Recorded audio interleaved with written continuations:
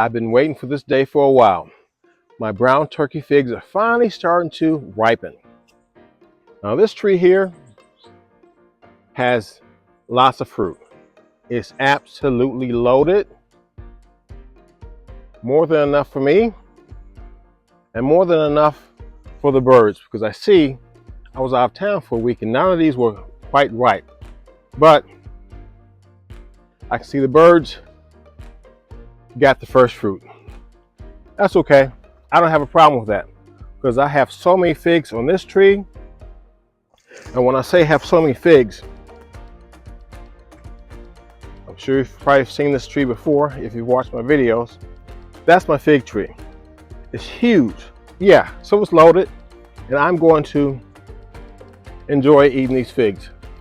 I'm not going to eat them all right away, but at the very least I'm going to harvest what I see today, and these are going to be eaten today, most of them.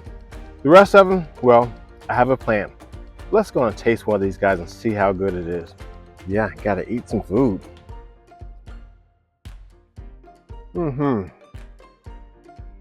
I love brown turkey figs.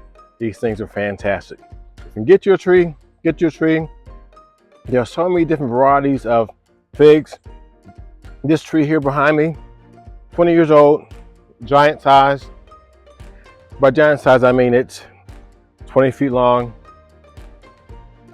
maybe about 15 feet high, loaded with figs. And the great thing about it is, even though they're probably all going to get ripe within the next month, I can't eat them all, but I can dehydrate them. So that's what I did last year. I dehydrated a bunch of brown turkey figs, and I was eating figs for probably about 2 or 3 months. Actually, probably about 4 months later, because I'm not eating them every day, but I was eating them 4 months later because I dehydrated them. So sometimes if you have an overproduction of an item, figure a way to store them, whether you can them or dehydrate them or whatever you want to do.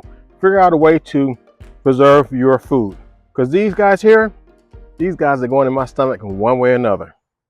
So let's get out there and get a little dirty.